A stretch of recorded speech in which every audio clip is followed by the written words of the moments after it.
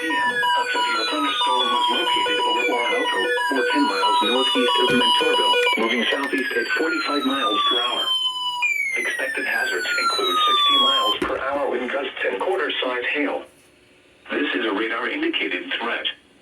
The following impacts are expected. Hail damage to vehicles is expected. Expect wind damage to roofs, siding, and trees. This severe thunderstorm will be near Rochester around 1:20 p.m., Elgin around 1:25 p.m., Haven around 1:30 p.m., Dover around 1:40 p.m. Other locations impacted by the severe thunderstorm include County Roads 9 and 10, Potsdam, County Road 3 and 108, Salem Corners, Hidden Meadows RV Park, Rockdale and Rockland County Roads 9 and 10. This includes Interstate 90 in Minnesota between mile markers 205 and 232. For your protection, move to an interior room on the lowest floor of a building. Repeating, a severe thunderstorm warning has been issued until 2 p.m. for the following county: Olmsted, Minnesota.